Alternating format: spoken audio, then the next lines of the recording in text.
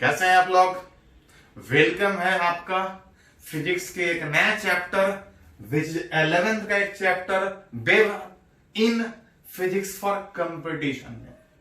अगर आप मेडिकल या इंजीनियरिंग का तैयारी कर रहे हैं तो आपका सॉल्यूशन यहां पे है। एक नया चैप्टर इस 11th वाले चैप्टर में सीखेंगे वेव के बारे में जो आप थोड़ा बहुत 9 से पढ़ते आ रहे हैं। ध्यान दीजिए थोड़ा सा, ये चैप्टर कंपटीशन के हिसाब से बहुत इंपॉर्टेंट है।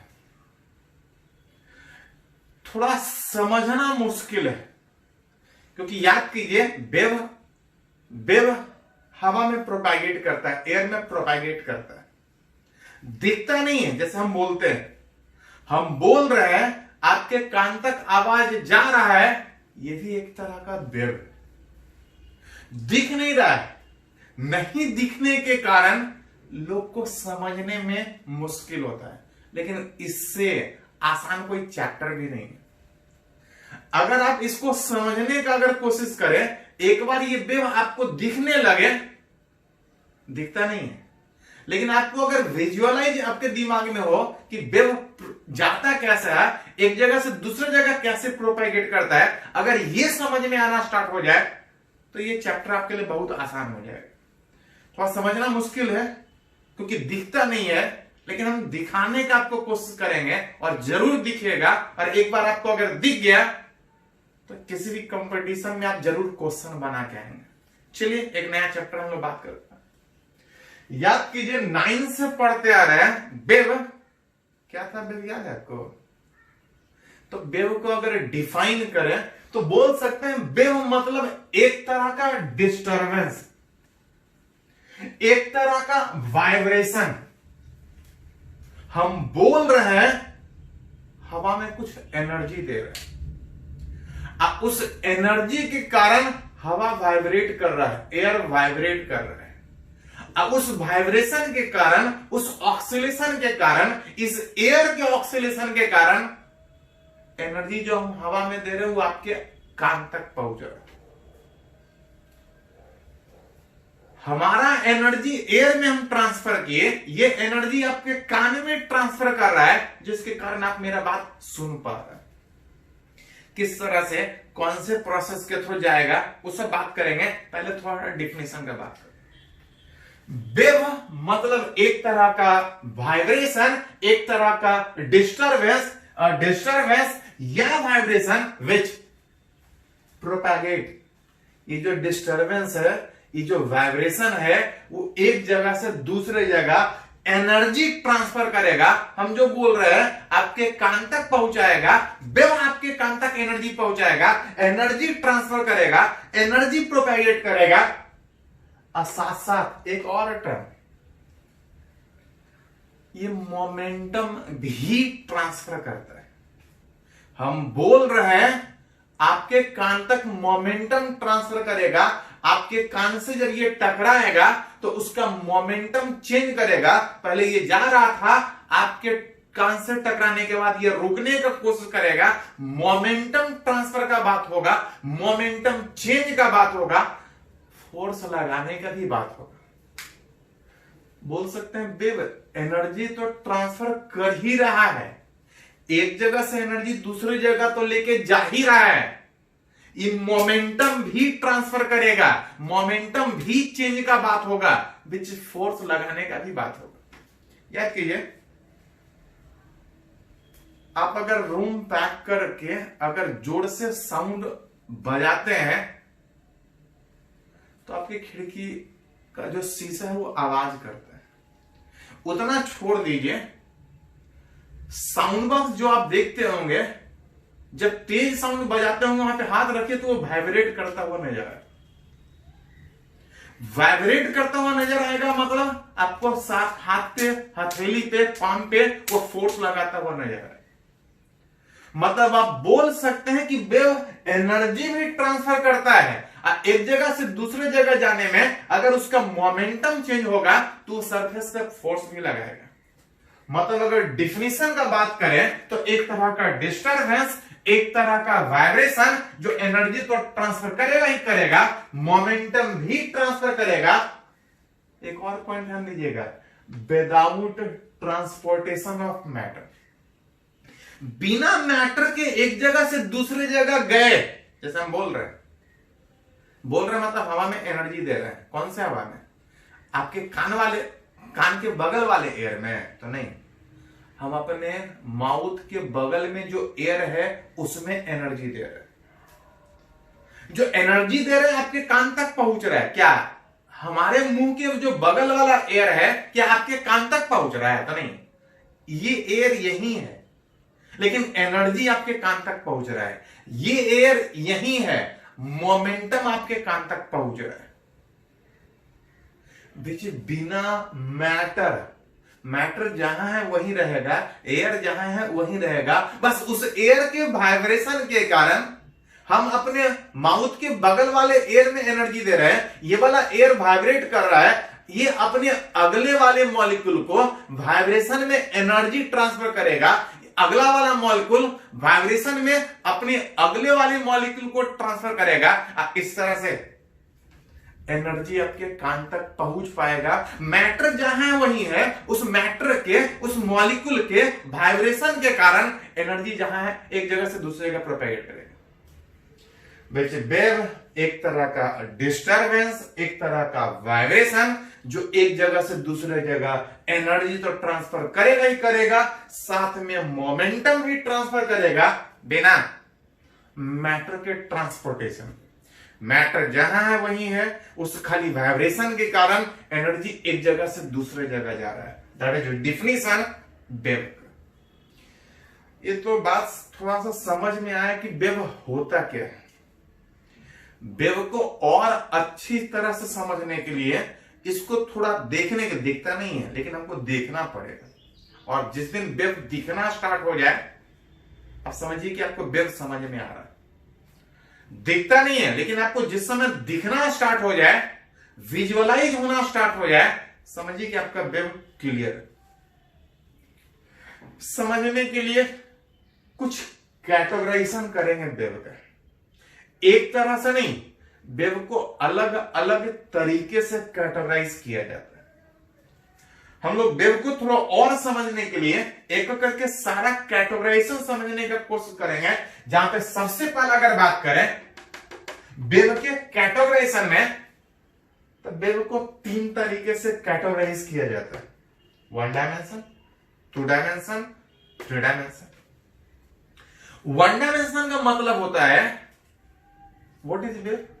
तो वेव का मतलब था एनर्जी का transfer, transportation of energy, not matter, energy का ट्रांसपोर्टेशन, बिना मैटर के ट्रांसपोर्टेशन। एक करके अगर कैटेगराइजेशन की बात करें तो सबसे पहला जो कैटेगराइजेशन था 1 डायमेंशन, 2 डायमेंशन, 3 डायमेंशन, ये हम लोग वेव के प्रोपेगेशन के, वेव के एक जगह से दूसरी जगह जाने के प्रोसेस में जो प्रोपेगेशन है, जो एनर्जी ट्रांसफर का बात है, उसके हिसाब से वेव को हम लोग 3 कैटेगरी में डिवाइड करते हैं। 1 डायमेंशन, 2 डायमेंशन, 3 डायमेंशन। नाम से ही डिफिनेशन क्लियर है। 1 डायमेंशन का मतलब एनर्जी सिर्फ एक ही डायरेक्शन में जाएगा। जैसे अगर रस्सी का एक एंड अगर कहीं फिक्स है और दूसरा एंड खींचे हुए हैं, आप टाइट करके रखे हैं, रस्सी को जोर से एक झटका दीजिएगा तो उस रस्सी के ऊपर एक वेव जनरेट होगा। कोई रस्सी आप खींचे हुए हैं, उसके ऊपर एक झटका देके वेव जनरेट कीजिएगा तो ये कुछ देर पहले यहां था, कुछ देर के बाद ये लगातार आगे बढ़ेगा। देखिए, स्ट्रिंग के ऊपर जो वेव एक जगह से दूसरी जगह जाने का बात होता है, वो खाली एक ही डायरेक्शन में जाने का बात होता है। और वैसा वेव जो एनर्जी एक ही डायरेक्शन में ट्रांसफर कर रहा है, वैसे वेव को हम लोग बोलते हैं 1 dimension wave, which wave on a stretch string, that is 1 dimension. थोड़ा सा समझने के लिए एक करके कैटेगराइजेशन कर रहे हैं, थोड़ा सा ये समझना बहुत जरूरी है, तभी हम लोग विजुअलाइज कर पाएंगे। दिखता नहीं है लेकिन फिर भी देख पाएंगे। 1 डायमेंशन का मतलब हुआ कि वेव एक ही डायरेक्शन में जाएगा। अब 2 डायमेंशन का मतलब जो आप वेव कहीं जनरेट कर रहे हैं, वेव कहीं से जो स्टार्ट हो रहा है वो सिर्फ एक ही डायरेक्शन में जाने के बजाय टू डायमेंशन में जाए। टू डायमेंशन का मतलब एक प्लेन सरफेस के ऊपर जाए, अगर यहां से एनर्जी ट्रांसफर कर रहे हैं तो ये इधर भी जाए, इधर भी जाए, इधर भी जाए, एक प्लेन में आगे बढ़े। वैसे वेव को हम लोग टू डायमेंशन बोलते हैं। याद कीजिए, वाटर के सरफेस पे कभी पत्थर मारे होंगे, स्टोन फेंके होंगे तालाब में, पॉन्ड में। जब आप पानी में पत्थर मारते हैं, स्टोन फेंकते हैं, तो याद कीजिए वेव एक वाइब्रेशन सर्किल के शेप में आगे बढ़ता हुआ नजर आता है। एक्चुअली जैसे ही पानी में पत्थर आप मारते हैं तो वो एक सोर्स ऑफ डिस्टरबेंस क्रिएट करता है, वहां से वेव स्टार्ट जनरेट होता है। वेव इधर भी जनरेट होता है, इधर भी जनरेट होता है। पानी के सरफेस पे, उस वाटर के सरफेस पे चारों तरफ वेव जनरेट होता है, जो पानी को ऊपर नीचे करता हुआ आगे बढ़ता है। इधर भी पानी को ऊपर नीचे करता हुआ बढ़ता है, चारों तरफ पानी को ऊपर नीचे करता हुआ बढ़ता है। लेकिन हमको ऐसा नहीं दिखता है। हमको क्या दिखता है कि किसी समय पानी यहां उठा हुआ था, उतना ही समय में बात कीजिएगा चारों तरफ पानी ऊपर उठता हुआ दिखाई देगा। ये उठता हुआ पानी जो चारों तरफ मिलाइएगा तो आपको एक सर्किल के शेप में नजर आएगा। पानी इधर भी उठा हुआ, चारों तरफ बराबर तरीके से उठा हुआ, तो आपको ये नहीं दिखता कि वेव ऐसे जा रहा है। आपको दिखता है कि वेव सर्किल के शेप में एक जगह से दूसरी जगह जा रहा है। कुछ देर पहले पानी यहां ऊपर उठा हुआ दिखाई दिया, कुछ देर के बाद यहां उठा हुआ दिखाई देगा। मतलब आप बोलिएगा कि पहले ये सर्किल यहां था, फिर ये सर्किल आ गए। विच इज वाटर सरफेस पे जो वेव जनरेट होता है उस सर्किल के शेप में हमको दिखता है। सर्किल के शेप में होता नहीं है, होता वो वेव के ही शेप में ऊपर नीचे वाइब्रेट करता हुआ, लेकिन हमको जो दिखता है सर्किल के शेप में, जिसको हम बोलते हैं सर्कुलर रिपल। तो हम लोग बात कैटेगराइजेशन का कर रहे हैं कि जो वेव एनर्जी का प्रोपेगेशन है वो कितने अलग अलग तरीके से हो सकता है। अगर एनर्जी एक ही डायरेक्शन में आगे बढ़ेगा, that is called as one dimension wave. अगर एनर्जी एक ही डायरेक्शन में बढ़ने के बजाय अगर टू डायमेंशन एक प्लेन में चारों तरफ आगे बढ़ रहा है, दैट इज टू डायमेंशन। एक तीसरा categorization, that is three dimension. नाम से ही इटसेल्फ डिफिनीशन है कि कहीं से जो वेव जनरेट हो रहा है अगर चारों तरफ अगर प्रोपेगेट करे, जैसे साउंड हम बोल रहे हैं तो आवाज खाली सामने नहीं चारों तरफ जा रहा है। अगर यहां पे एक बल्ब जला के रखें, एक बल्ब ऑन स्विच ऑन करके रखें, तो लाइट सिर्फ एक ही डायरेक्शन में नहीं, एक ही प्लेन में नहीं, चारों तरफ अगर मूव करेगा और चारों तरफ दैट इज थ्री डायमेंशन में मूव करेगा, वो ऐसे वेव को हम बोलते हैं थ्री डायमेंशन वेव। जो साउंड वेव है, जो लाइट वेव है, एक और वेव, एक इलेक्ट्रोमैग्नेटिक। याद कीजिए थोड़ा बहुत 11th में टर्म यूज हुआ एक आध बार कि लाइट, या केमिस्ट्री में भी इस तरह से पढ़े हैं कि लाइट एक तरह का इलेक्ट्रोमैग्नेटिक वेव है। लाइट के साथ इलेक्ट्रिक फील्ड भी है और मैग्नेटिक फील्ड भी है। दोनों इस तरह से एक दूसरे का हेल्प करता है कि एक दूसरे में सेल्फ सफिशिएंट है, अब बिना किसी तीसरे के वो एक जगह से दूसरे जगह प्रोपेगेट कर सकता है। लाइट नहीं तो वो पढ़े हैं अल्ट्रावायलेट, इंफ्रारेड, एक्सरे, सारा एक ही तरह का वेव है। ऑल आर इलेक्ट्रोमैग्नेटिक वेव, सारा एक ही तरह से बिहेव करता है, सारे का प्रॉपर्टी एक है। बस थोड़ा सा अंतर यह है कि किसी का एनर्जी ज्यादा, किसी का एनर्जी कम, किसी का वेवलेंथ ज्यादा, किसी का वेवलेंथ कम, किसी का फ्रीक्वेंसी ज्यादा, किसी का फ्रीक्वेंसी कम। वो डिटेल में जरूरत पड़ेगा। हाँ, लाइट एक इलेक्ट्रोमैग्नेटिक वेव, सारा इलेक्ट्रोमैग्नेटिक वेव एक ही जगह पे, जैसे हम रेडियो सिग्नल सुनते हैं, टेलीविजन जो सिग्नल आजकल रिसीव होता है, जो मोबाइल कम्युनिकेशन है, सारा एक तरह का इलेक्ट्रोमैग्नेटिक वेव। डिटेल में आगे बात करेंगे। हाँ, जो सारे डायरेक्शन 3 डायमेंशन, जो सिर्फ एक प्लेन 2 डायमेंशन में प्रोपागेट करे, 2 डायमेंशन, जो एनर्जी सिर्फ एक ही डायरेक्शन में आगे बढ़े, दैट इज 1 डायमेंशन। तो वेव को समझने के लिए एक एक करके जो सीख रहे हैं उससे समझने में हेल्प मिलेगा। ये एनर्जी एक जगह से दूसरे जगह कैसे प्रोपेगेट हो रहा है, किस डायरेक्शन में प्रोपेगेट हो रहा है, उसके हिसाब से सीख रहे थे कि वेव को कैटेगराइज कैसे करें। वेव को अलग अलग तरीके से कैटेगराइज करते हैं। उसी में एक और तरह से अगर कैटेगराइजेशन अगर बात करें, टाइप्स ऑफ वेव, एक और अलग तरीके से अगर कैटेगराइज करें टाइप्स ऑफ वेव, तो यहां पे 2 तरह से कैटेगराइज करते हैं। एक को बोलते हैं ट्रांसवर्स वेव और दूसरे को बोलते हैं लॉन्गिट्यूडनल। ट्रांसवर्स का मतलब ही होता है परपेंडिकुलर, कि जिस डायरेक्शन में कोई चीज सोच रहे हैं उसके ठीक परपेंडिकुलर इज, उसको बोलते हैं ट्रांसवर्स।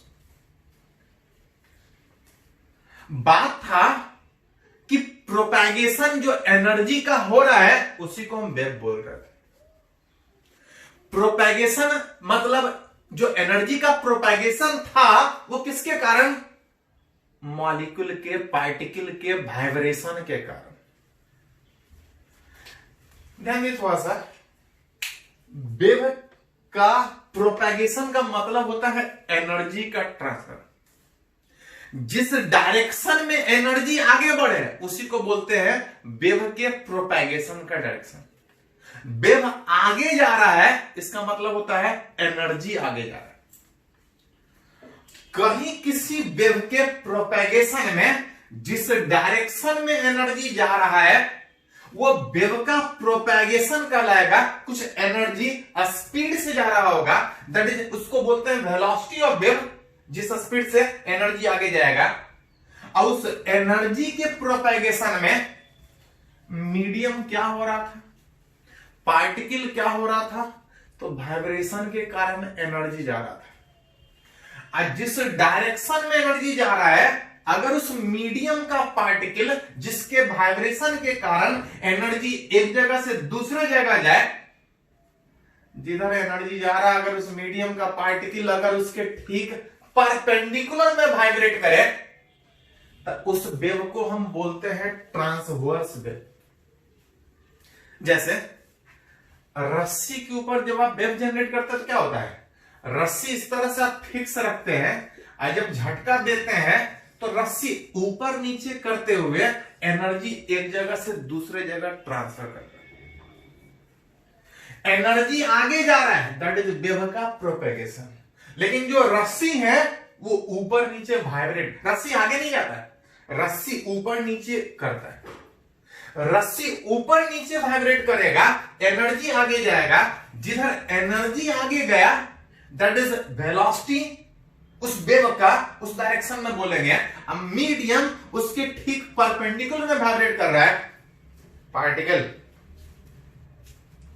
उस मीडियम का जिसमें एनर्जी आगे बढ़ रहा है, पार्टिकल उस मीडियम का vibrate perpendicular to direction of propagation. जिधर एनर्जी जा रहा है अगर मीडियम उसके ठीक परपेंडिकुलर में वाइब्रेट करे तो उस वेव को हम बोलते हैं ट्रांसवर्स वेव। एग्जाम्पल में बात करें, wave on a stretch string, रस्सी के ऊपर जो वेव है वो एक तरह का ट्रांसवर्स वेव। एनर्जी आगे जाएगा लेकिन रस्सी ऊपर नीचे वाइब्रेट करेगा। ऐसा ऐसा और भी वेव ट्रांसवर्स है, एक करके जहां जहां जरूरत पड़ेगा बात करें। किसी रस्सी के ऊपर जो वेव है, रस्सी को ऊपर नीचे करते हुए आगे बढ़ेगा, कुछ इस फॉर्म में आगे बढ़ेगा। एनर्जी आगे जा रहा है लेकिन रस्सी ऊपर नीचे कर रहा है, पार्टिकल उस मीडियम उस स्ट्रिंग का वाइब्रेट ऊपर नीचे perpendicular to direction of propagation. अब वैसे वेव को क्या बोलते हैं? Transverse wave.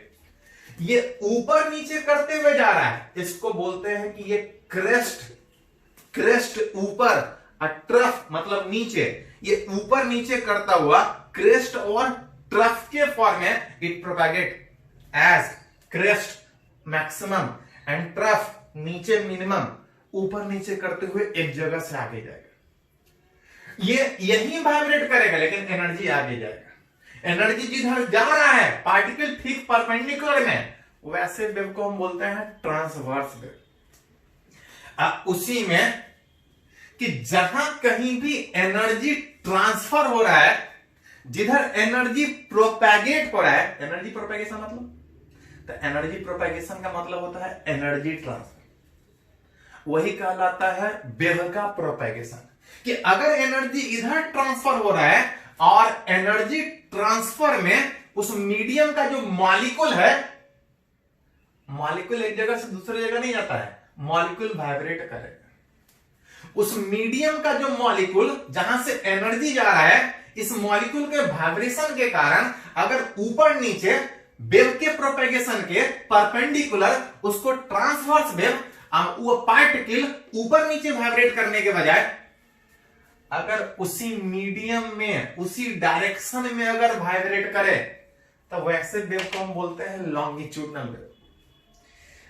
बोल रहा है, जिसे हम देखें, बोल रहे हैं हवा में एनर्जी जा रहा है, ये एनर्जी एयर मॉलिक्यूल के वाइब्रेशन के कारण आपके कान तक पहुंच रहा है। हम बोल रहे हैं हवा में एनर्जी दे रहे हैं, अपने मुंह के बगल वाला, माउथ के बगल वाला जो एयर है उसमें एनर्जी दे रहे हैं, उसको वाइब्रेट कर रहे हैं, उस वाइब्रेशन के कारण वो ऑक्सीलेट करता है। अब जिधर एनर्जी जाता है साउंड वेव में, मॉलिक्यूल उधर ही वाइब्रेट करता है, उधर ही ऑक्सीलेट करता है। जिधर एनर्जी जा रहा है पार्टिकल अगर उसी डायरेक्शन में ऑक्सीलेट करे, उसको हम क्या बोलते हैं, लॉन्गिट्यूडनल वेव।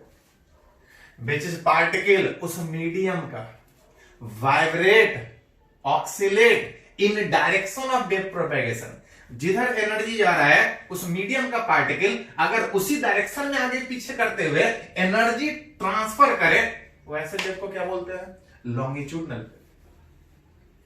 जैसे एग्जांपल में बात करें तो साउंड एक लॉन्गिट्यूडनल वेव है, एनर्जी उसी डायरेक्शन में वाइब्रेट करने के कारण आगे बढ़ेगा। और भी होगा लेकिन अभी समझ रहे हैं साथ साथ। इट प्रोपेगेट एज, इसको बोलते हैं कि ये कंप्रेशन एंड रेयरफैक्शन। एक्चुअली जब हम हवा को ढकेलते हैं, अपने माउथ के बगल वाले एयर को ढकेलते हैं, तो एयर यहां से हटता है, और जब एयर वहां से हटेगा तो एयर का प्रेशर वहां घटता है। और जब हम जब हवा को ढकेलते हैं तो जहां जाता है एयर, वहां पे वो मैटर कंप्रेस होता है। मतलब जहां से हवा हट रहा है, एयर हट रहा है, एयर मॉलिक्यूल हट रहा है, वहां प्रेशर घटेगा। और जहां प्रेशर घटेगा उसको बोलते हैं rarefaction, that is decreased pressure. और जहां पे एयर जा रहा है वहां पे मैटर कंप्रेस होगा, इंक्रीज प्रेशर। मतलब हवा में जो एनर्जी दे रहा है, जो साउंड वेव क्रिएट कर रहा है, मॉलिक्यूल तो उस डायरेक्शन में वाइब्रेट कर रहा है, और उस डायरेक्शन में वाइब्रेट करने के कारण उस मीडियम का प्रेशर कहीं कहीं बढ़ रहा है और कहीं कहीं घट रहा है।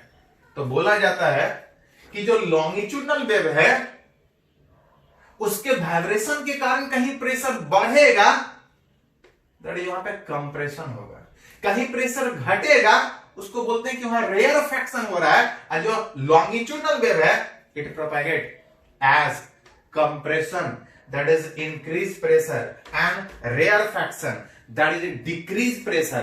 कहीं प्रेशर बढ़ेगा, कहीं प्रेशर घटेगा, और उस प्रोसेस के थ्रू एनर्जी एक जगह से दूसरे जगह जाएगी। तो थोड़ा समझने का कोशिश कर रहे हैं कि वेव होता क्या है। कैटेगराइजेशन से ये समझ रहे हैं कि वेव को रिलेट कैसे करें। पहले इसको नोट डाउन कीजिए, तो आगे हम लोग कंटिन्यू करते हैं। तो हम लोग सीख रहे थे कि वेव होता क्या है, उसको और अच्छे तरीके से समझने के लिए उसको कैटेगराइज कर रहे थे, उससे समझने का कोशिश कर रहे थे कि वेव होता क्या है, अलग अलग तरह का वेव क्या होगा, समझेंगे कैसे। दो तरीके से हम लोग कैटेगराइज किए, उसी में एक और तरीके से अगर कैटेगराइज करें, एक और तरीके से अगर वेव को कैटेगराइज करें, तो इस बार वेव को हम लोग दो तरह से कैटेगराइज करते हैं। एक को बोलते हैं मैकेनिकल वेव, एक को बोलते हैं नॉन मैकेनिकल वेव। एक्चुअली कुछ वेव ऐसा होता है जिसको एक जगह से दूसरे जगह तक जाने के लिए मीडियम का जरूरत नहीं है, जैसे लाइट। वैक्यूम में भी एक जगह से दूसरी जगह ट्रांसफर होगा, प्रोपैगेट करेगा। लेकिन कुछ ऐसा भी वेव है जिसको प्रोपैगेट करने के लिए मीडियम चाहिए, जैसे साउंड। जैसे हम बोल रहे हैं, आप सुन रहे हैं, क्यों सुन रहे हैं? एयर है।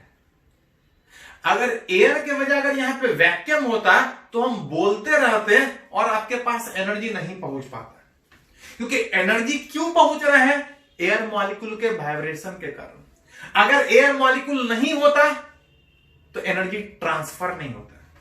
मतलब कुछ वेव ऐसा है जिसको एक जगह से दूसरे जगह प्रोपेगेट के लिए मीडियम चाहिए, लेकिन कुछ ऐसा है जैसा लाइट, इसको जरूरत नहीं है मीडियम का। उसके हिसाब से, प्रोपेगेशन के हिसाब से, एक जगह से दूसरे जगह जाने के लिए जो मीडियम है उसके हिसाब से अगर वेव को कैटेगराइज करें तो दो, एक को बोलते हैं मैकेनिकल और दूसरे को बोलते हैं नॉन मैकेनिकल। मैकेनिकल या इसको एक और नाम से पुकारते हैं elastic wave, that is a wave which required material medium for its propagation. कुछ वेव ऐसा है जिसको प्रोपेगेट करने के लिए मीडियम चाहिए, that wave is called as mechanical wave. इसको इलास्टिक वेव भी बोलते हैं। एग्जांपल में सीधे साउंड, जिसको प्रोपेगेट करने के लिए मीडियम चाहिए। कुछ ऐसा भी वेव है जिसको प्रोपेगेट करने के लिए मीडियम नहीं चाहिए, जैसे लाइट हो गया, या जितना भी इलेक्ट्रोमैग्नेटिक वेव है। लाइट भी एक तरह का इलेक्ट्रोमैग्नेटिक वेव है। जितना भी इलेक्ट्रोमैग्नेटिक वेव है, लाइट हो गया, इंफ्रारेड हो गया, अल्ट्रावायलेट हो गया, एक्सरे हो गया, इसमें से सारा रेडियो वेव, माइक्रो, खाना बनाने में जो माइक्रो वेव यूज होता है, माइक्रो ओवन, इसमें माइक्रो वेव ही यूज होता है, रेडियो वेव, ये सारा ऐसा वेव है जो मीडियम नहीं भी रहेगा तब भी एक जगह से दूसरी जगह प्रोपेगेट करेगा। अब वैसे वेव जिसको प्रोपेगेट करने के लिए मीडियम नहीं चाहिए, does not require any material medium for its propagation, उसको बोलते हैं नॉन मैकेनिकल, या एक और नाम से पुकारते हैं, that is called as electromagnetic wave.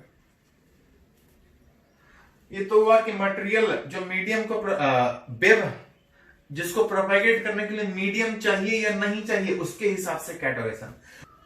Wave का एक और कैटेगराइजेशन है, last categorization, which is wave को एक और तरीके से हम लोग कैटेगराइज करते हैं।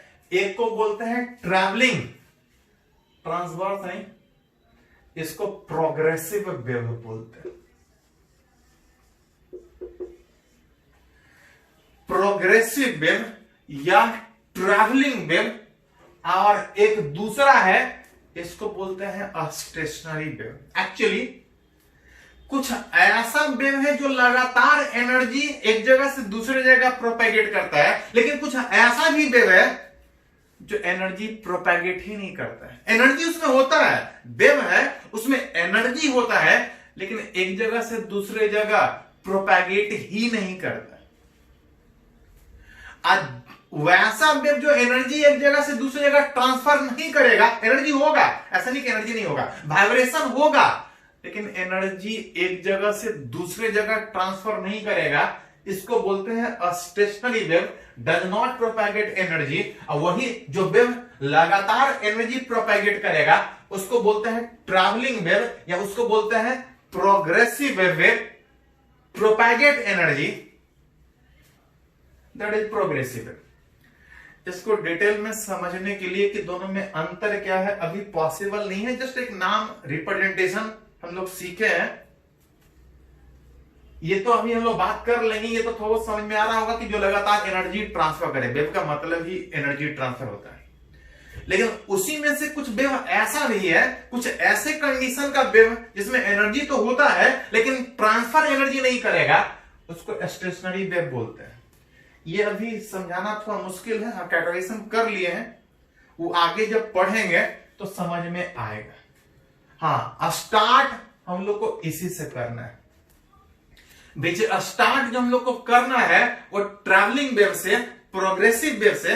अब बाद में जब आएगा जहां पे सिलेबस में जहां भी पढ़ना होगा आगे हम लोग सीखेंगे। अब इसको समझाना थोड़ा मुश्किल है, बस समझे कि होता क्या है, इस तरह का भी वेव हो सकता है। समझने के लिए आगे पहले इसको नोट कीजिए।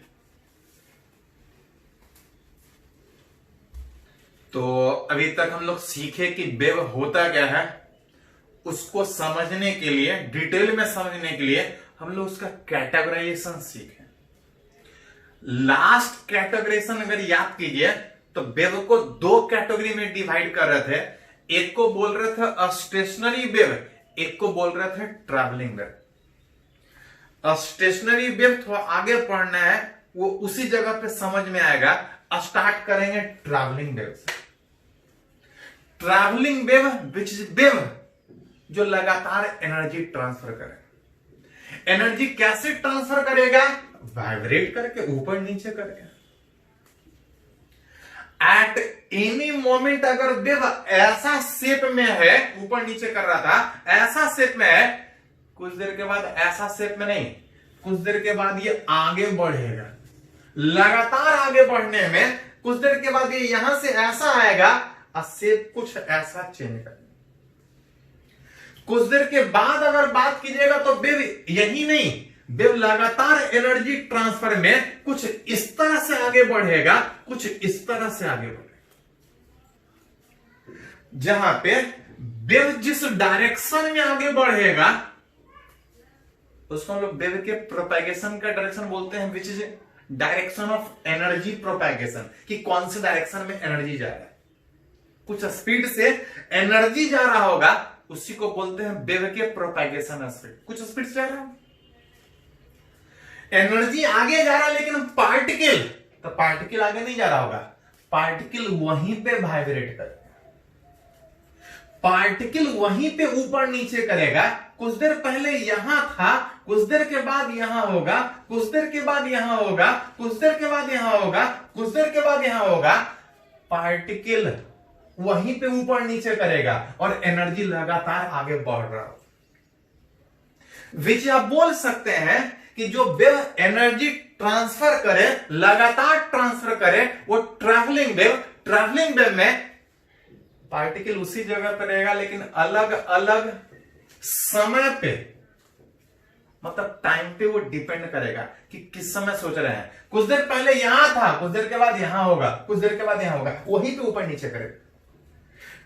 जो पार्टिकल जो ऊपर नीचे वाइब्रेट कर रहा है, जिसके वाइब्रेशन के कारण एनर्जी आगे बढ़ रहा है, उस समय पे भी डिपेंड करेगा। साथ साथ ध्यान दे थोड़ा सा, जिस समय रस्सी यहां पे सबसे ऊपर था, थोड़ा दूर आगे रस्सी सबसे नीचे, मतलब जगह पे भी डिपेंड करेगा। अगर इसको एक्स डायरेक्शन अगर बोले तो रस्सी जो एनर्जी आगे एक्स में बढ़ रहा है, अलग अलग जगह पे, अलग अलग जगह पे और अलग अलग जगह पे, साथ साथ अलग अलग समय पे रस्सी अलग अलग से ऊपर नीचे करेगा। पार्टिकल उस रस्सी का, पार्टिकल उस मीडियम का अलग अलग समय पे, साथ साथ अलग अलग जगह पे अलग अलग से वाइब्रेट करेगा। उसका डिस्प्लेसमेंट अलग अलग होगा। अब उसी को थोड़ा सा सीखना चाह रहे हैं कि जो ट्रैवलिंग वेव है, जो एनर्जी लगातार प्रोपेगेट करेगा, उस मीडियम का पार्टिकल लगातार वाइब्रेट करेगा। पोजीशन पे भी डिपेंड करेगा कि इस जगह पे वेव का बात कर रहे हैं, कि इस जगह पे वेव का बात कर रहे हैं, कि इस जगह पे वेव का बात कर रहे हैं। पोजीशन पे भी डिपेंड करेगा। साथ समय पे भी डिपेंड करेगा, टाइम पे भी। एक ही जगह पे कभी रस्सी यहां पे होगा, कभी रस्सी यहां होगा, कभी रस्सी यहां होगा, ऊपर नीचे कर रहा हूं। उसी को थोड़ा सा इक्वेशन से समझने का हम कोशिश कर रहे हैं।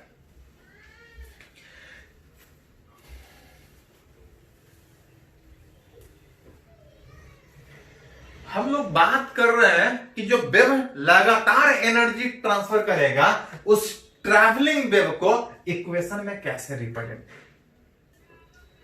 उसके लिए मान के चल रहे हैं consider a wave pulse generated on a stretch string. मान ले रहे हैं कि एक रस्सी का एक एंड कहीं फिक्स है, स्ट्रिंग का एक एंड फिक्स है और दूसरा एंड आपके हाथ में। आप उस रस्सी को खींचे हुए स्ट्रिंग को टाइट करके जब एक बार जोर से झटका देंगे तो उस स्ट्रिंग के ऊपर एक वेव जनरेट होगा, एक वेव पल्स। लगातार ऊपर नीचे करेंगे तो लगातार वेव जनरेट होगा, लेकिन अगर एक ही बार झटका देके छोड़ेंगे तो एक वेव पल्स जनरेट होगा। कभी प्रैक्टिकल करके देखिएगा, जब एक बार झटका देके छोड़िएगा तो अभी जो वेव पल्स यहां है, कुछ देर के बाद ये कहीं आगे होगा।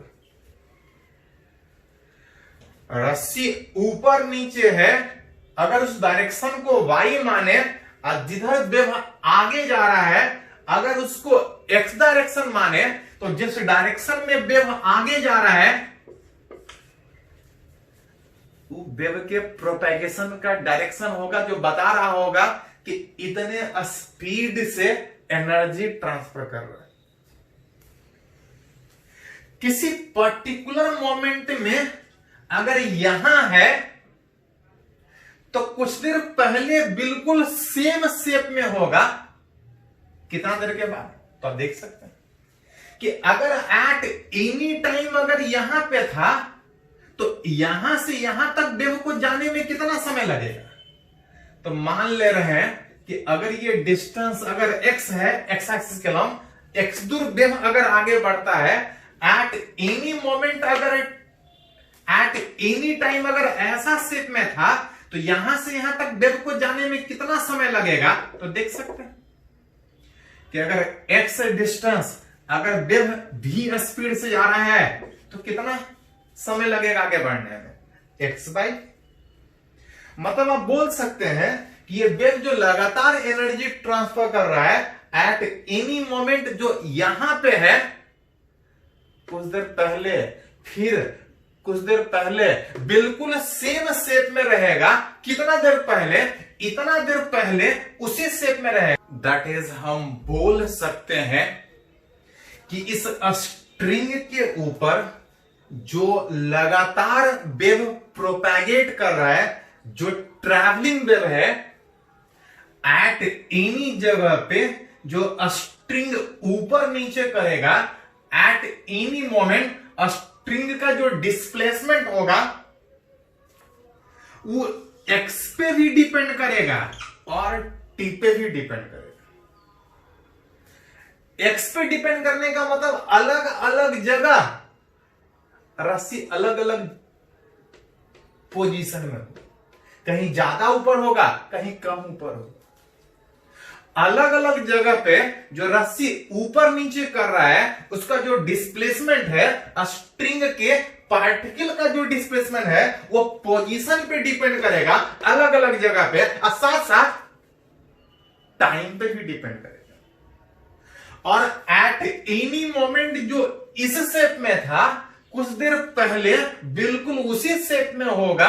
कितना देर पहले, तो एट एनी टाइम अगर यहां पे था t समय पे, तो इतने देर पहले x/v टाइम पहले बिल्कुल उसी शेप में होगा, जिसको सीधा सीधा लैंग्वेज में बोला जाए कि अगर कोई वेव पल्स लगातार एनर्जी एक जगह से दूसरे जगह ट्रांसफर कर रहा है, कोई भी वेव जो ट्रैवलिंग है, अगर उसको इक्वेशन में लिखे तो उसका पोजीशन, उसका डिस्प्लेसमेंट पोजीशन पे भी डिपेंड करेगा कि कौन से जगह पे है, कौन से टाइम पे भी डिपेंड करेगा कि कितने समय पे बात कर रहे हैं। और एनी ट्रैवलिंग वेव जो लगातार एक जगह से दूसरी जगह एनर्जी ट्रांसफर कर रहा है, उसका पोजीशन समय पे भी डिपेंड करेगा, जगह पे भी डिपेंड करेगा, अपने आप को रिपीट करेगा।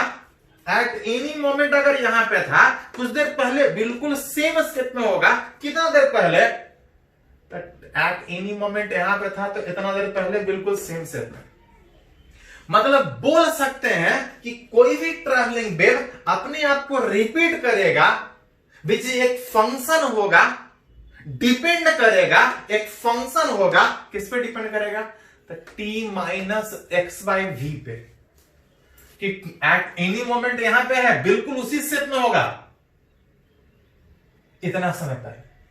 जिसको सीधा लैंग्वेज बोले कि कोई भी वेव, कोई भी ट्रैवलिंग वेव इन विच जो पार्टिकल वाइब्रेट कर रहा है, डिस्प्लेसमेंट ऑफ पार्टिकल एट अलग अलग पोजीशन पे, एट डिफरेंट पोजीशन ऑफ उस वेव प्रोपेगेशन में, अगर इसके फंक्शन में हो तो वो वेव बार बार अपने शेप को रिपीट करेगा, वो एक ट्रैवलिंग वेव कहलाएगा, विच इज उस मीडियम का डिस्प्लेसमेंट फंक्शन डिपेंड करेगा, किसके फंक्शन, तो टाइम पे भी डिपेंड करेगा, पोजीशन पे भी डिपेंड करेगा, अब बिल्कुल सेम शेप को रिपीट करेगा एक्स बाई वी टाइम के बाद। मतलब उतना सोचने की वजह अगर सीधा लाइन में बोला जाए कि कोई भी ट्रैवलिंग वेव अगर उसके मीडियम का डिस्प्लेसमेंट अगर इसके फंक्शन पे डिपेंड करे, विच इज टाइम, पोजीशन और वेलोसिटी पे, अगर कुछ इस इक्वेशन पे डिपेंड करे, तो उसको हम बोल सकते हैं कि वो एक तरह का ट्रैवलिंग वेव, शेप रिपीट हो, जिसमें भी अगर एलसीएम ले तो ये vt माइनस एक्स आएगा, और जब तक मीडियम सेम है, एनर्जी सेम स्पीड से ट्रांसफर होगा। एलसीएम लेने में भी कांस्टेंट, कांस्टेंट फंक्शन का मतलब होता है किस पे डिपेंड करेगा, कांस्टेंट बाहर हो गया, फंक्शन किसका, तो vt माइनस एक्स का। अगर इस माइनस को कॉमन निकाल ले तो इसी को आप x माइनस vt भी लिख सकते हैं। मतलब कोई भी वेव जो लगातार एनर्जी ट्रांसफर करे, दैट इज ट्रैवलिंग वेव। अगर उसको इक्वेशन से लिखने का बात करें तो उस मीडियम का जो डिस्प्लेसमेंट, जो ऊपर नीचे मीडियम के वाइब्रेशन का बात होगा, वो पोजीशन पे भी डिपेंड करेगा कि कितने दूर आप बात कर रहे हैं। साथ साथ अलग अलग समय पे वाइब्रेशन अलग अलग होगा, और एट एनी टाइम और एट एनी पोजीशन अगर वो इक्वेशन अगर इसका फंक्शन होगा, इसका फंक्शन का मतलब अगर इसके हिसाब से रिपीट होगा, तो वो एक ट्रैवलिंग वेव कहलाएगा, which is positive x direction में, is called as travelling wave propagating in positive direction with wave speed. Wave speed का मतलब एनर्जी कितने स्पीड से ट्रांसफर होगा। वही वेव अगर पॉजिटिव डायरेक्शन में प्रोपैगेट करने के बजाय अगर निगेटिव डायरेक्शन में प्रोपैगेट करेगा, if displacement is a function of, अगर वो वेव पॉजिटिव डायरेक्शन में प्रोपैगेट करने के बजाय अगर निगेटिव डायरेक्शन में प्रोपैगेट करता है, तो उस मीडियम का जो डिस्प्लेसमेंट होगा अपने आप को रिपीट करेगा, एक फंक्शन कहलाएगा, एक्स और टी दोनों का फंक्शन उस मीडियम का पार्टिकल समय और पोजीशन पे दोनों पे डिपेंड करेगा। और अगर वो फंक्शन t माइनस के बजाय अगर t plus x by v के फॉर्म में हो, वेव पॉजिटिव डायरेक्शन में जाने के बजाय अगर निगेटिव डायरेक्शन में जाए, तो वो फंक्शन जितने के बाद अपने आप को रिपीट करेगा, अपना शेप रिपीट करेगा, उसको एक फंक्शन में लिख सकते हैं। यहां t minus x by v था, यहां पे t plus x by v, अगर v एलसीएम लीजिएगा तो इसको आप चाहें तो ऐसा भी लिख सकते हैं। मतलब मिला जुला कि ये है कि जो ट्रैवलिंग वेव लगातार जो एनर्जी ट्रांसफर कर रहा है वो किस पे डिपेंड करेगा, उसके इक्वेशन को हम कैसे रिप्रेजेंट करेंगे, किसका फंक्शन होगा, किस तरह से उसको रिप्रेजेंट करेंगे। ज्यादा कुछ नहीं, सिंपल ये कि अगर टाइम और पोजीशन में अगर उसका डिस्प्लेसमेंट अगर इस तरह के फंक्शन में अगर आगे बढ़े, तो एक प्रोपैगेटिंग वेव पॉजिटिव डायरेक्शन में, और वही वेव अगर नेगेटिव डायरेक्शन में प्रोपैगेट करे, तो वो फंक्शन होगा उस मीडियम का जो डिस्प्लेसमेंट है, जो पार्टिकल ऊपर नीचे कर रहा है अलग अलग जगह पे अलग अलग समय पे, कुछ इस तरह से अगर फंक्शन में डिस्प्लेसमेंट चेंज करे, तो उसको हम एक travelling wave in negative x direction में बोल। वेव अलग अलग शेप का हो सकता है, साइन का शेप का हो सकता है, वेव स्क्वायर का शेप का हो सकता है, ट्रायंगल का शेप का हो सकता है, कैसा भी शेप में हो सकता है, कैसा भी फंक्शन में हो सकता है, चाहे फंक्शन कैसा हो, लेकिन इस तरह से पोजीशन और टाइम के हिसाब से उसका फंक्शन चेंज करना चाहिए। जैसे एग्जांपल अगर बात करें कि y बराबर अगर कोई बोले कि जो वेव है y बराबर e⁻x - t/v, क्या ये एक वेव है? क्या ये एक ट्रैवलिंग वेव है? तो हाँ बोल सकते हैं ये एक ट्रैवलिंग वेव। ऐसा फंक्शन में रहेगा तो ट्रैवलिंग वेव बोलेंगे, ऐसा रहेगा तब भी ट्रैवलिंग बोलेंगे। तो हाँ, चाहे एक्सपोनेंशियल हो, चाहे साइन हो, चाहे कोसाइन हो, जब तक इस फंक्शन में है, इस फंक्शन में है, इस फंक्शन में है, इस तरह के फंक्शन में है, तो उसको हम बोलेंगे कि वो एक तरह का ट्रैवलिंग वेव। इसको पहले लिखिए तो थोड़ा सा और हम लोग आगे इस पे बढ़े। तो अभी तक सीखे कि वेव होता क्या है, उसका कैटेगराइजेशन से थोड़ा डिटेल में समझने का कोशिश किए कि वेव का क्लासिफिकेशन कैसा होगा, अलग अलग तरह का कौन कौन सा वेव है। उसी में सबसे लास्ट में जो हम लोग बात कर रहे थे ट्रैवलिंग वेव। ट्रैवलिंग वेव का मतलब, तो ट्रैवलिंग वेव का मतलब था एक ऐसा वेव जो लगातार एनर्जी प्रोपेगेट करे। देख रहे थे कि उस लगातार एनर्जी के प्रोपेगेशन में अलग अलग जगह पे वेव तो अलग अलग शेप में था ही था, और साथ साथ वो टाइम के हिसाब से भी चेंज कर रहा था। जब उसको इक्वेशन में लिख रहे थे तो आ रहा था कि किसी भी जगह पे उस मीडियम का पार्टिकल कितना डिस्प्लेस करेगा, वो एक्स पे भी डिपेंड कर रहा था और वो टाइम पे भी डिपेंड कर रहा था। एक्स पे डिपेंड करने का मतलब अलग अलग जगह पे जो स्ट्रिंग, उस मीडियम का पार्टिकल का जो डिस्प्लेसमेंट होगा वो अलग अलग होगा, अलग अलग जगह पे अलग अलग तो होगा ही होगा, और वो टाइम के हिसाब से चेंज भी करेगा। पहले किसी और समय में किसी और शेप में था, अब कुछ समय के बाद किसी और शेप में था। उसी को हम ट्रैवलिंग वेव बोल रहे थे अगर वो इसका फंक्शन, इसका फंक्शन का मतलब टाइम के हिसाब से जो अलग अलग जगह पे उस मीडियम का पार्टिकल का जो डिस्प्लेसमेंट है वो इसका फंक्शन होना चाहिए। इसके फंक्शन में ये था कि वो चाहे साइन में हो, चाहे कोसाइन में हो, चाहे वो e⁻ के टर्म में हो, एक्सपोनेंशियल में हो, चाहे वो लॉग के टर्म में हो, उससे कोई फर्क नहीं पड़ेगा, किसी भी शेप में वेव हो सकता है। हाँ, जिस भी शेप में वेव आगे जा रहा है, अगर उस मीडियम का डिस्प्लेसमेंट अगर इसके फंक्शन में अगर इस तरह के फॉर्म में हो तो उसको बोल रहा था कि वो एक ट्रैवलिंग वेव रिप्रेजेंट कर रहा है। उसी को एकदम न्यूमेरिकल से समझने का कोशिश करें।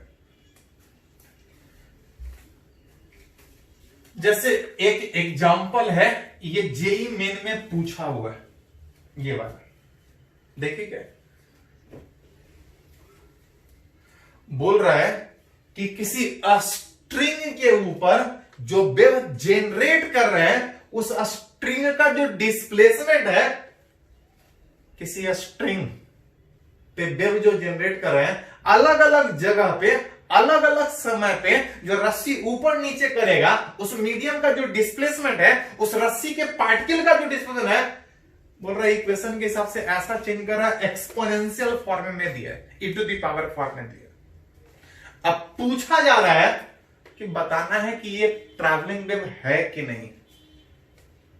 पढ़े हैं कि किसी मीडियम में जो पार्टिकल वाइब्रेट कर रहा है, जो स्ट्रिंग वाइब्रेट कर रहा है, अगर हम ये प्रूफ कर दें कि अगर इसका फंक्शन है तो वो एक ट्रैवलिंग वेव, पॉजिटिव डायरेक्शन में स्पीड भी, अगर माइनस की वजह प्लस हो जाए तो कुछ नहीं, निगेटिव पॉजिटिव के बजाय वेव नेगेटिव डायरेक्शन में प्रोपेगेट करेगा।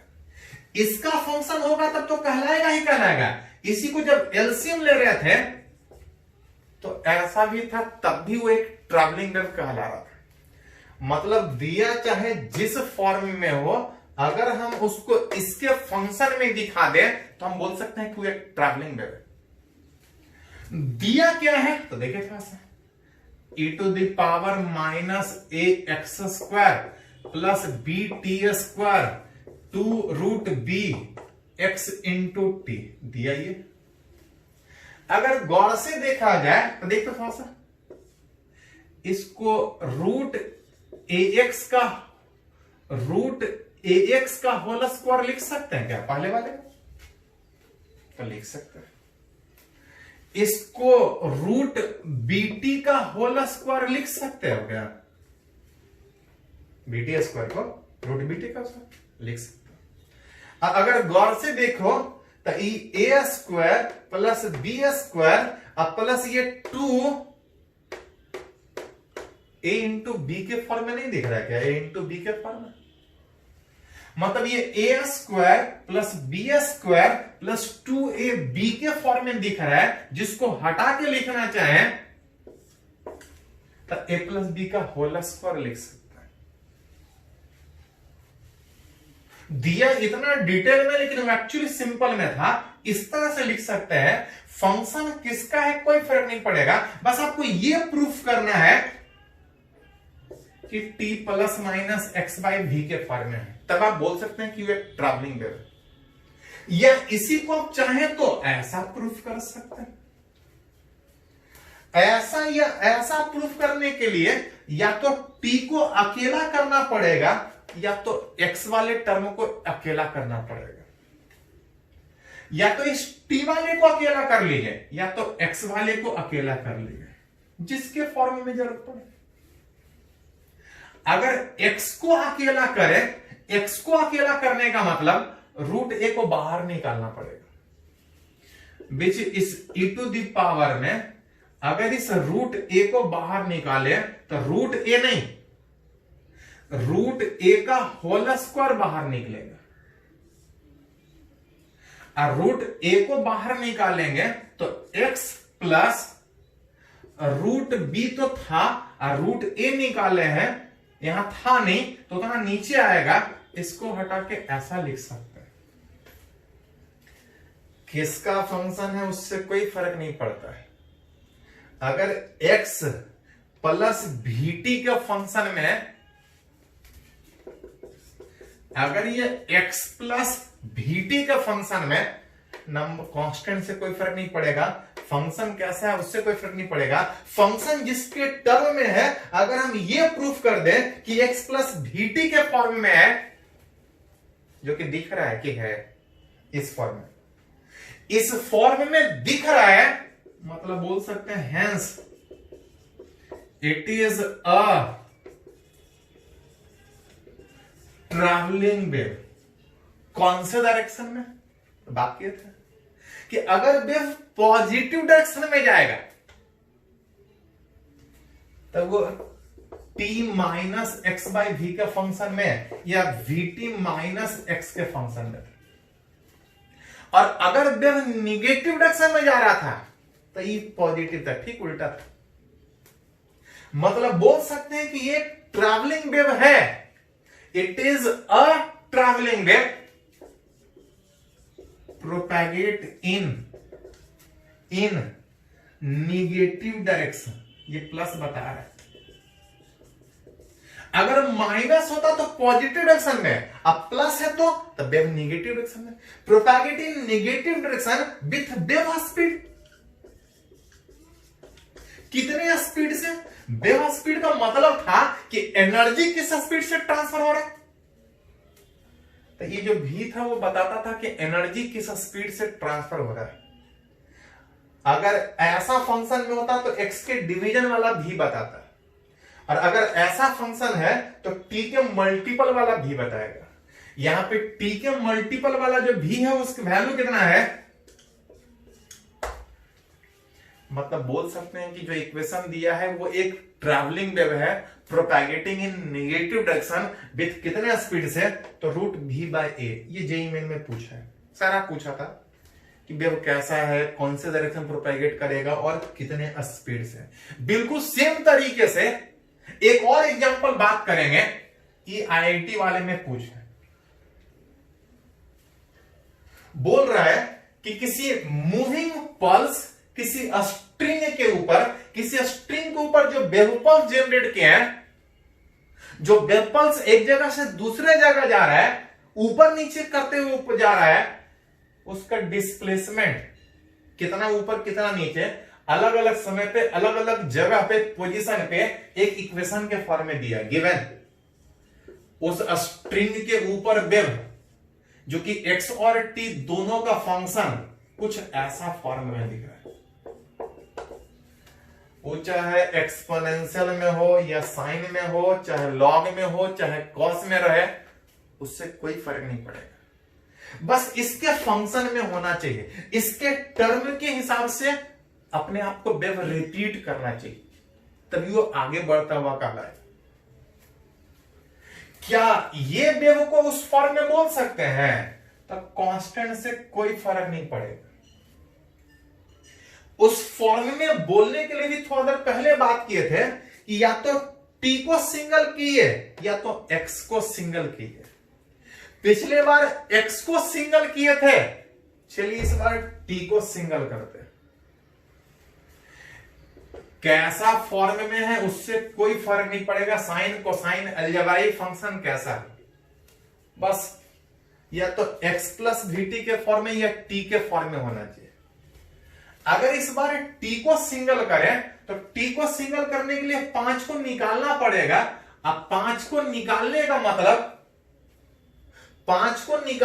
मतलब यहां से 5 स्क्वायर बाहर निकलेगा। और जब 5 स्क्वायर बाहर निकालिएगा तो यहां तो है नहीं, तो आ जाएगा 4/5 इंटू एक्स स्क्वायर। कुछ ऐसा लिख सकते हैं, थोड़ा सा अरेंज कीजिएगा तो 0.8 डिवाइड बाय 25, सॉरी यहां x ही था स्क्वायर नहीं, t प्लस x बाई, इसको नीचे लेके आइएगा तो 5/4 लिख सकते हैं, इसका होल स्क्वायर प्लस 5। गौर से देखिए, सब कांस्टेंट से कुछ नहीं फर्क पड़ेगा, फर्क पड़ेगा किसके टर्म में है, किसका फंक्शन। t को सिंगल करने में याद कीजिए कि अगर वो t के फॉर्म में था तो t प्लस माइनस इस फॉर्म में होना चाहिए। अगर x के फॉर्म में लिख रहे थे तो x प्लस vt के फॉर्म में होना चाहिए था।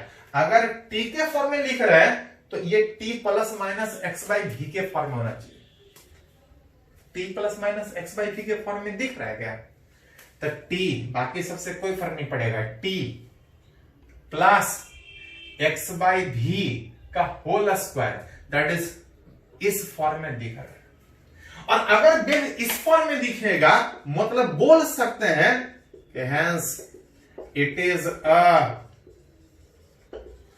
Travelling wave, it is a travelling wave propagate in negative की positive direction, propagate in positive की निगेटिव डायरेक्शन। तो ये बात कहते हैं कि अगर वेव पॉजिटिव डायरेक्शन प्रोपैगेट करेगा तो ये माइनस था, और अगर वेव नेगेटिव डायरेक्शन प्रोपैगेट करेगा तो प्लस था। It is a travelling wave propagate in कौन से डायरेक्शन, पॉजिटिव के नेगेटिव, तो प्लस है मतलब propagate in negative direction with wave speed. कितने स्पीड से? तो पढ़े